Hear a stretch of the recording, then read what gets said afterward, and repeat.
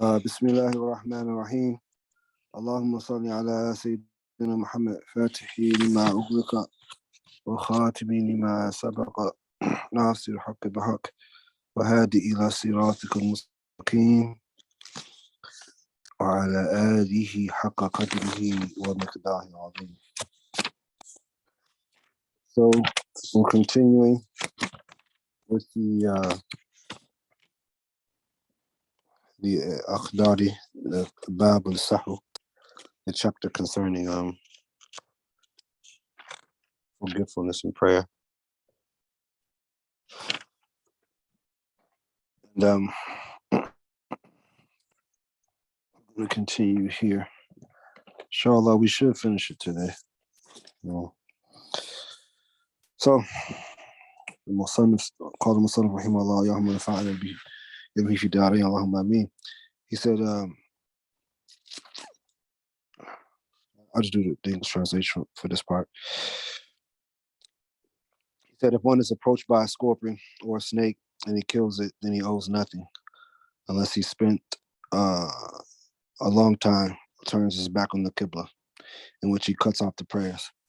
So, if one is praying in the badia, or outside in the wilderness or something, if he's distracted by something, like I said, a snake, a scorpion, something which may harm him, then if the person were to kill it, then they wouldn't owe anything. He said, unless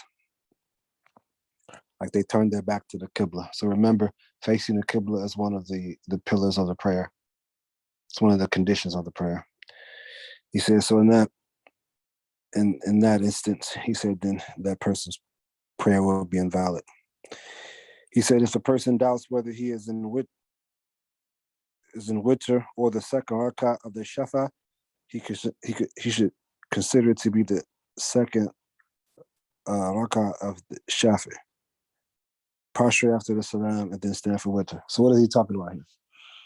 So outside of the five fard salat, the five obligatory prayer, which we must pray every day, there's a highly emphasized non-obligatory prayer called the witr, which is prayed after Isha, but before the dawn. And the purpose of this prayer is to make all of the fila, or the non-obligatory rak'ahs, which one prayed during the day, an odd number. It comes in the hadith of the Prophet sallallahu alaihi wasallam that he says, "Inna Allah yuhibbu witr." That Allah loves things done in odd numbers, right? So so during the day, just reciting there's 17 rak'ats during which comprise of the five daily prayers. And the Maghrib prayer, which is the only prayer of the five which has an odd number of rak'ats, is considered to be the witr of the day prayers. Now, with the witr prayer, you do not have to pray it. It's just something which is emphasized. And so if you pray the witr prayer, it has to be an odd number of rak'ahs. So it's best to pray 3. There are some narrations which said that some of the companions, mainly a companion by the name of Miqdad bin Aswad, may Allah be pleased with him, that he used to pray witr with 1 rak'at. But generally, so it's permissible, but generally speaking, the witr prayer should be 3 rak'ats. And the way that it's performed in our school is that you pray 2 rak'ats and you do the Assalamu alaikum wa rahmatullah, Assalamu alaikum. And then you stand and you do 1 more. And after you do that 1 rak'at, then you salam out again. So that makes 3. The first 2 rak'at is called a shafa. A shafa means the even number. And the last one, which is done with its own salam, is witr. So he says, if a person has doubts about whether he is in the witr, meaning the last rak'ah, which makes it 3, or the second rak'ah of the shafi, then he should consider it to be the second rak'ah of the shafi, prostrate after salam. So if a person is performing this particular prayer and he doesn't know whether he's in the third or the second rak'ah, then he should or she should consider it that they were praying the second rak'ah, salam out, then and then stand and then do a prostration, a body, and then stand for the witr. He says the one who unintentionally speaks between the shafa and the witr owes nothing. If it was intentional, then it is disliked. It's makruh, and he still owes nothing. So remember, we've been, how many times have we said during the reading of this text that, a person cannot speak during the prayer. And so the question may arise, well, if it's in between, the shafa and the witr, what's the ruling in that regard? And in that regard, it says if it's unintentional, unintentional, nothing is owed. Even if it's intentional, nothing is owed, although in that case, it would be just disliked. Right? So when you finish the shafa, just hurry up and stand and do the witr. There's, unless there's some need or something, but, one shouldn't take too much time. They should just stand and do the witr. He said the one who does not catch at least one rak'ah with the imam should not prostrate with him. Okay, no, so pay attention here. So it says the one who does not catch at least one rak'ah with the imam should not prostrate with him, whether a qabli or a ba'di. So what does he mean here? If you come late to the prayer and you join the prayer after the imam has raised up from the ruku in the last rak'ah, you have not caught that prayer. But you still follow him. In that case, if he does a qabli or a ba'di, then you don't prostrate with him. He says, if he prostrates with the imam, then his prayer is invalid. If he catches a complete rak'ah or more with the imam, he prostrates the qabli with the imam. He delays the ba'di until he finishes. So if you came during the last rak'ah and you caught the prayer, you caught the imam before he rose up from the from the bowing position, from the ruku, as long as you came in a lot, and the people say, for example, the people were bowing in ruku. You said Allahu Akbar, so you immediately go into ruku. As long as you caught at least one breath before the imam rises back up, then you've caught that rak'ah and you've caught that salah. You get the reward of praying that salah. He says, so in this case, then he says the one he said if he catches a complete rak'ah or more with the imam, he prostrates his qabli with the imam and delays the ba'di. So if the imam makes a qabli, then you will pray. Then you will make the qabli too. But in that situation, if he makes a ba'di, then you don't do the ba'di. You just continue. You just stand up and continue your prayer. And at the end of your prayer, that's when you make your ba'di. That's what he means there. If he intentionally prostrates with the imam, then his prayer is invalid. If he prostrated unintentionally, then he prostrates after the salah. Now, he says, so if the follower makes a mistake after the salam of the imam, he is like an individual praying alone. So in this case, you caught one rak'ah with the imam. And so then, say for example, there's 3 more rak'ahs left that you have to do. If you make a mistake, if there's something that needs to be addressed, then at that point it's on you. That's all he's saying.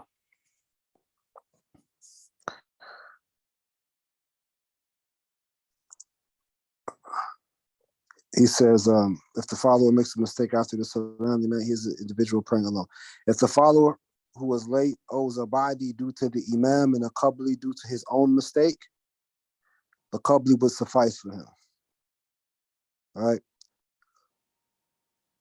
So if imam owes a badi in this case and a qabli due to his own mistake, all right, he says then the qabli will suffice. I mean, the person only has to do the qabli. If one forgets a ruku and remembers it while in prostration, he must return to the standing position. It is recommended that he recite a portion, perform the ruku, and then prostrate after the salah. So what does he mean here? He means that so if a person forgets to do ruku, right, so they return to the standing position. So say for example, you were in the sitting position after the ruku. You forgot, oh man, I forgot to do ruku. So in that case, you would stand up, read like just an ayah or so, right? And then do the ruku. And then after the prayer, you would do a badi. That's what he means. He said recommended that he recite a portion of the Quran, perform the ruku, and then prostrate after the salah. If a person forgets one prostration and remembers that after the standing, he must return to the sitting and perform the missed prostration. So if a person only does one prostration and he remembers it afterward, so after he was supposed to came out of that position, then he returns to the sitting position, then he does the second prostration, and then afterwards he would do a badi. Why? Because he added something. He said this is unless he performed the sitting before he stood up, in which case he would not repeat the sitting. Whoever forgot two prostrations should fall straight into prostration without sitting. In all these cases, the prostration after the salam. So in this case, a person, he didn't forget one prostration, he forgot two. So this was after that rakat. So he said in this case, that as soon as a person remembered it, then they would go straight into the prostration without the sitting, because they already did the sitting. He said, and then do the salam, or afterwards, then he would do a badi. He says if he remembers the prostration after raising his head from ruku, that follows it, he continues it. 1 second. Go back. Go back up, brother Ali. Let me see. No, the other way.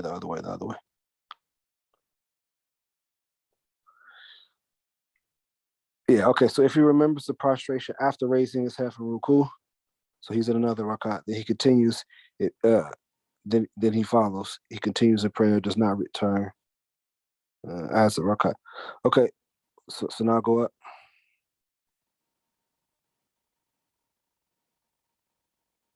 Okay, right there.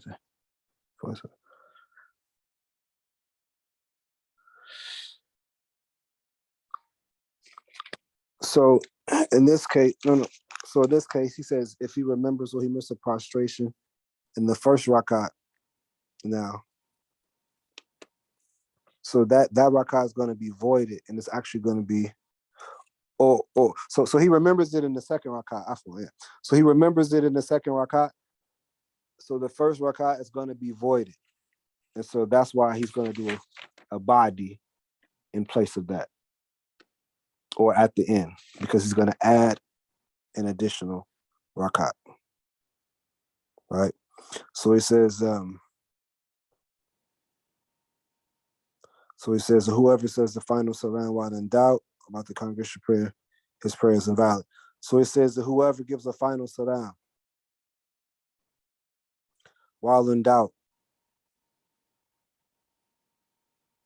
about the completion of the prayer, then his prayer is invalid. Meaning, so like if you're praying and you're in doubt as to what you've done, and you haven't did anything to address it by adding and doing a body, then in that case, your prayer, and if you still do the salam anyway, then the prayer is invalid. So that's what he means here.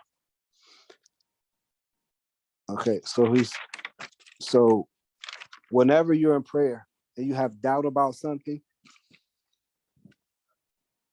make amends to rectify it. Don't just salam out and you don't know, uh, whether you've missed something out or whether you've added something. It's always safe. So all of these rulings basically is to err on the side of caution. And remember, like whenever you're in doubt about whether you've done something, so those are the instances he listed above, like whether a person has prayed they read the Fatiha or they read the surah after, or they don't know if they've prayed or if they did one prostration or two prostrations.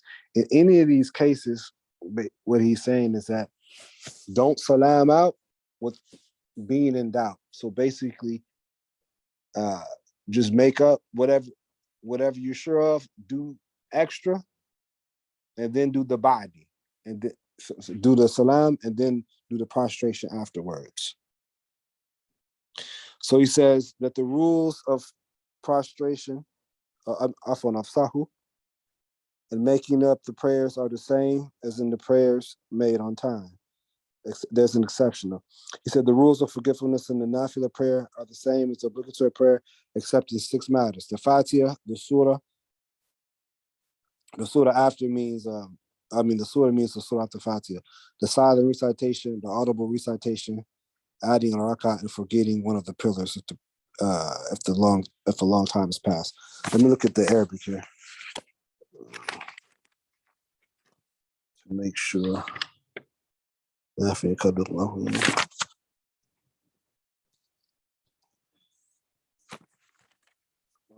yeah.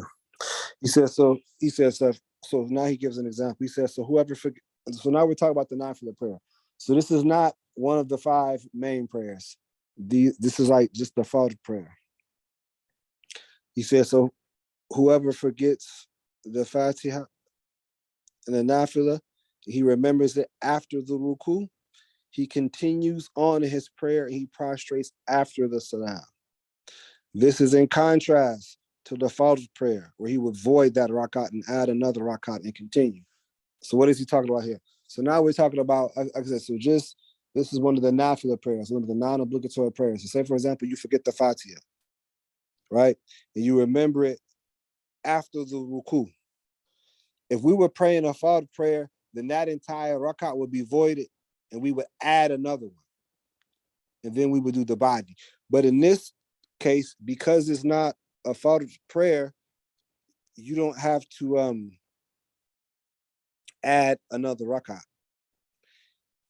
He says he continues in his prayers and he does a qabli. He prostrates before the salam, right? So meaning that just one sunnah was taken away. Why? Because there's 2 sunnahs of standing: the reciting the Fatiha and the surah after it. So in this case, one thing was taken away, so you would just do a qabli. This is in contrast to the Fard prayer, where he would avoid that rakat, another rakat, and continue. He says his prostration would be according to what we had mentioned about the person who forgot a prostration. If a person forgets the surah,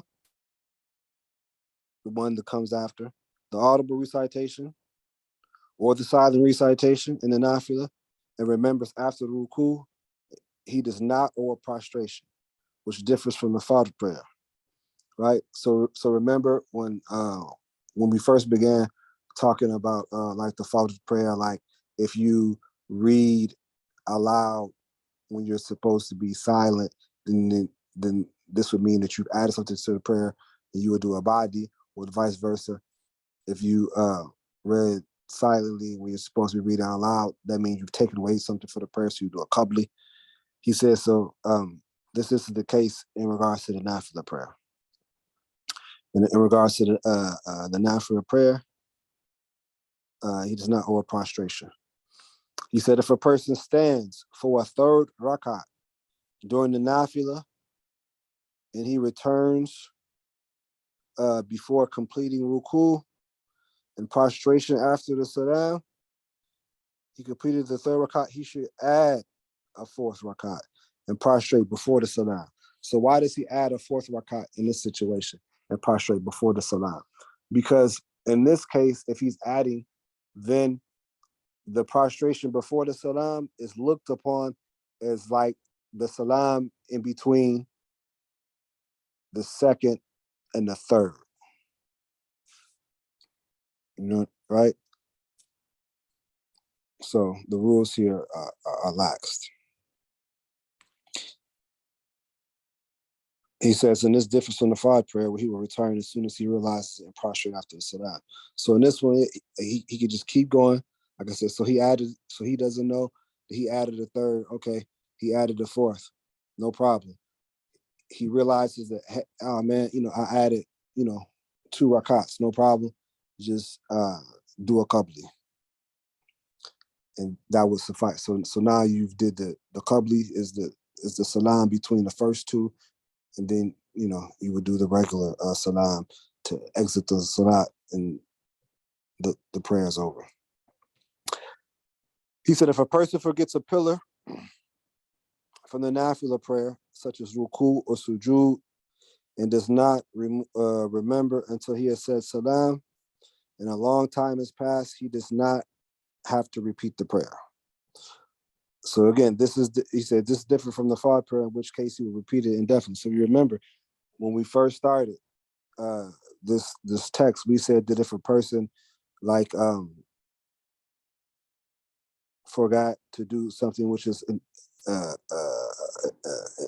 integral part of the salat, such as the ruku and sujood, remember we said that even if a long time had passed, that person would have to repeat that, but not so in the nafila prayer. That's if it's unintentional, and then he remembers it. If it was intentional, then it would be invalid, and he would have to redo it. So in the fiqh, and according to the understanding of Imam Malik, like if you start anything which is like you don't have to do, but you make the intention to do it, then you got to complete it, right? So here, the difference is about intention. So if a person, like I said, realized later on that they owed it, no problem. But if they intentionally left off something, then they would owe. They would have to rectify it. He says, so whoever yawns in the prayer, he owes nothing unless he produces a letter. So remember also, like we were saying earlier about extra speaking in the salat. Remember, so we said like if a person like blows like hard, or they say something which produces like an Arabic sound, like ha. So in Arabic, there's a letter ha and there's a letter ha, right? So if a person like yawns something and ha, like this is a letter, you've added something now. So he says that but that was in regards to the Fard prayer. But he's saying now in regards to the nafila prayer, the person doesn't owe anything. He said unless he produces a letter. If the imam makes a mistake, so pay attention here too, because this he mentions this opinion here, but it's not the mashhur opinion. And this is one of the few cases why we say mashhur opinion. Remember, mashhur means the relied upon opinion of the school. This is one of the few instances where Imam Akhdari he relays opinion which is not the relied upon opinion. And so I'm just gonna go through this one, but then give you the relied upon opinion. So he says, if an imam makes a mistake by either subtracting or adding something, the follower must say subhanallah. This part is correct. If your imam stands after completing only 2 rakats, this says subhanallah. However, if he separates from his ground, then follow him. If he sits in the first or third rakat, stand and do not sit with him. If he prostrates once and leave the second prostration, say subhanallah, but do not follow him. This is unless you fear that he will go into the following ruku in which case you would follow. Then you would sit with him afterwards, neither in the second or the fourth rakat. Once he says the final salam, then stand and add another rakat in place of the one he missed, building on what was done, and then prostrate before the salam. If you are a congregation, the best thing would be to choose one amongst you to complete the prayer. So what he's saying here is like, if the imam does something which you know to be incorrect, so you're following the imam, and say, for example, he stands up, like he doesn't do 2 prostrations.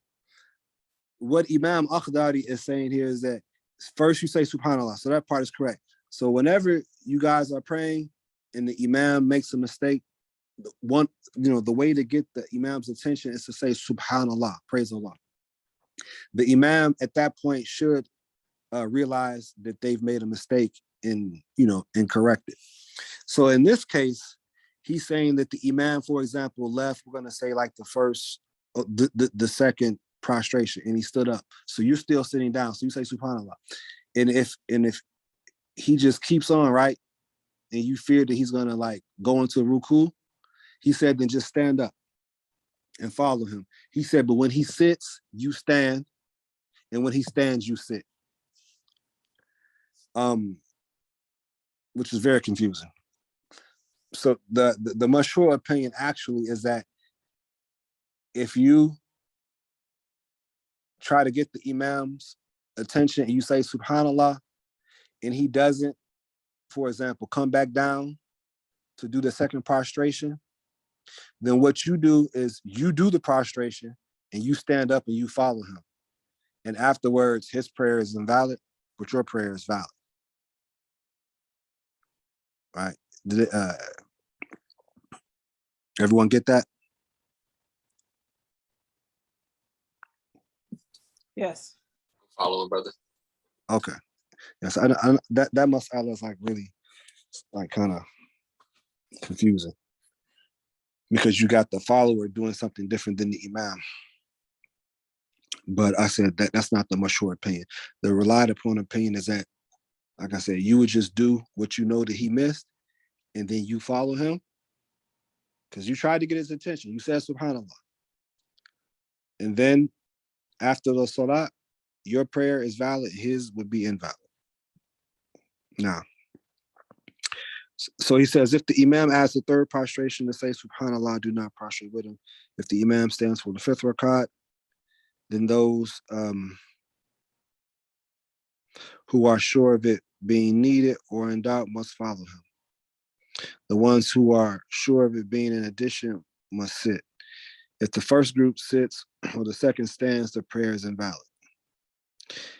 If the imam says salam before completing the prayer, those following him must say subhanallah. If he believes them, he should return to complete his prayer and then prostrate after the salam. If he is sure of the prayer being complete, he should follow his certainty and leave the 2 just witnesses. This is unless there are many people behind him saying subhanallah. Okay, look at that.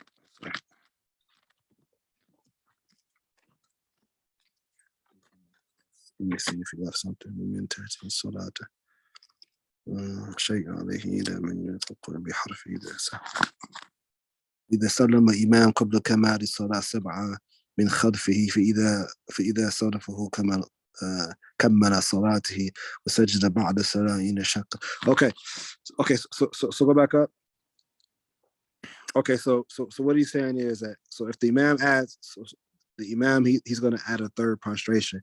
He said to say subhanallah once again to get the imam's attention. If the imam stands up, right, for a fifth rakat, then those who are sure of it being needed or are in doubt, they must follow him. So what he means by those who are sure or in doubt, like meaning like if you didn't know why he was doing it, but like you thought that he was doing it to address something, then follow him. But if you know that he's making a mistake, you should say subhanallah. And if he salams out then in this instance, this is like, if he salams out and he turns around and two or more people tell him, like, like you salamed out too early, what he's saying is that the imam at that point has the discretion to either return back to the salat, so he would, return back to the salat, Allahu Akbar, and complete what he missed, or right, or he could ignore him and say, no, I think that I did everything correctly. He said in that case, though, the imam, what he's saying is that the imam's judgment could be overturned if like two or more, he said two or more, shahadatain adil. Well, like if it's more than two people, so if like 3-5 people say, no, imam, like, no, you salamed down first, you didn't, do such and such. At that point, the imam must forget his own certainty and return and do what the Jamaat said.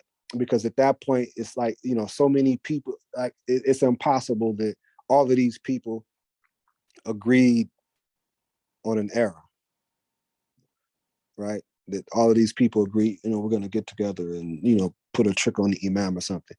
At that point, it's impossible. So at that point, he must listen to the Jamaat, return back to the Salat, address what was missed, and then do a salam and then do a ba'di. And this comes in the narration of the Prophet or something that he had, that salamed out after 2 rakats, and they told him that he had missed the salat. That he had missed the rakat. So then he returned back to the salat, and then afterwards he did a prostration of the body. Now, and with that, mashallah, that concludes the reading of the Muqtasar Al-Akhdari. So now is the time for questions.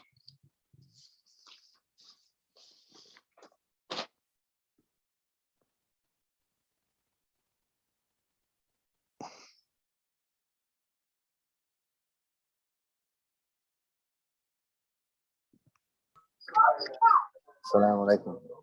Wa alaikum salam. I have a question if no one else has any. I'll just wait.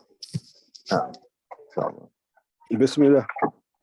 I just have one or a couple. One, is there any way we can do another question and answer session at some point before starting the next book? Like after the whole, like they can be comprehensive of the whole Akhdari? Like if anyone has any questions over the whole thing? Or is this if anyone has any more questions, they can so ask them now, and if there's more before we move on, just email. A person can email me. Okay.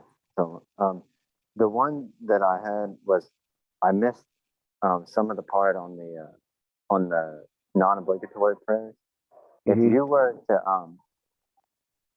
like if in a fard prayer, if you don't do the second surah right, then you've missed 2 sunnahs and it necessitates a qabli. Yeah.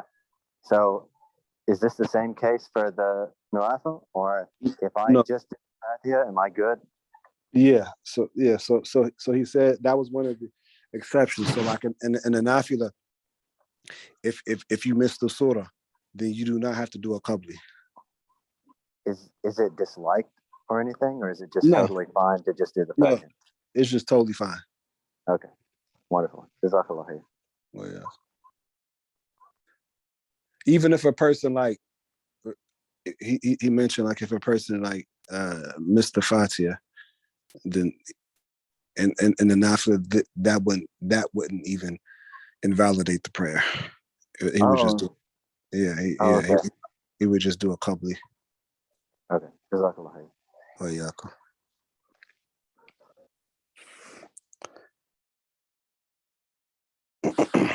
Questions? I know there's more questions.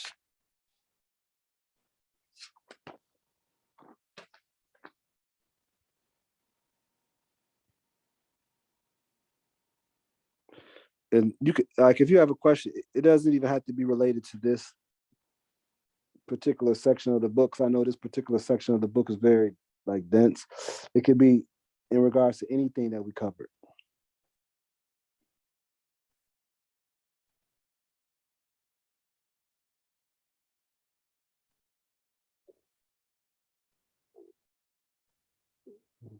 I'm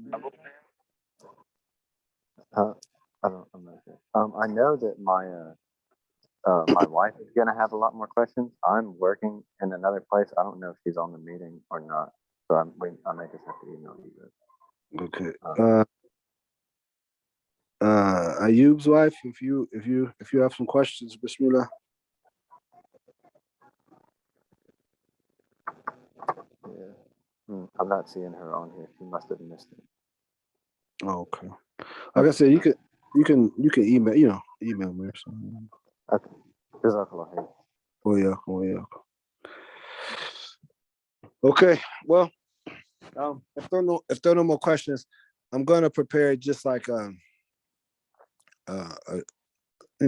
test with some basic questions, which everyone should know in regards to the material that we covered, and then we'll do the certificates for the completion of the Akhdari, based on whoever completes those questions regarding the information that we covered. So, like I said, so the Akhdari is really, I said, it's a primer book. It's usually the first book which students study in Maliki fiqh. That's why it only covers, prayer and purification.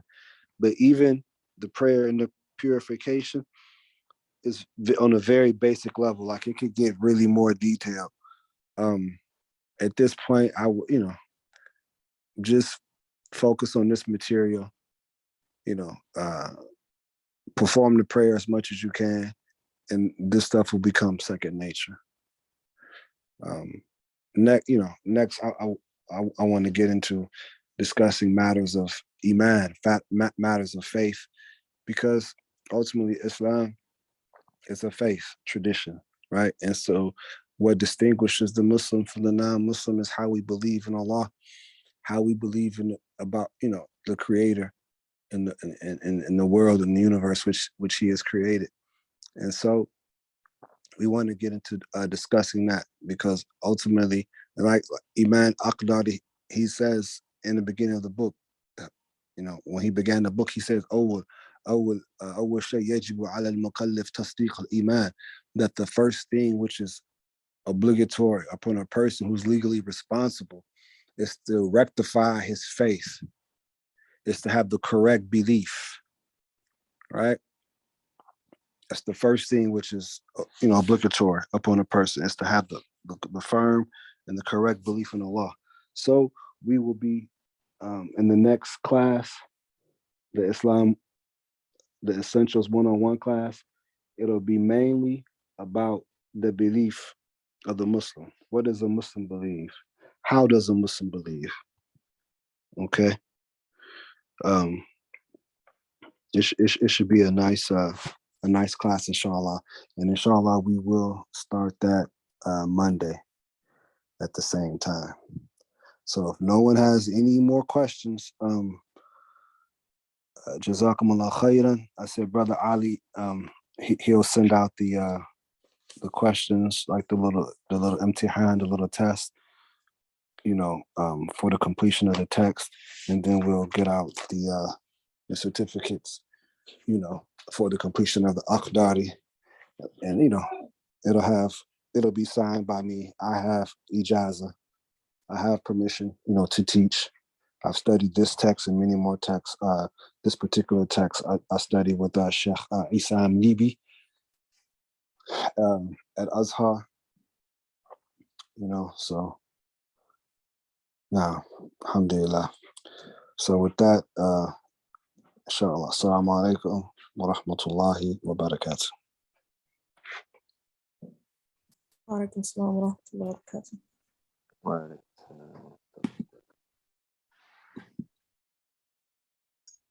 Wa alaikum salam wa rahmatullah.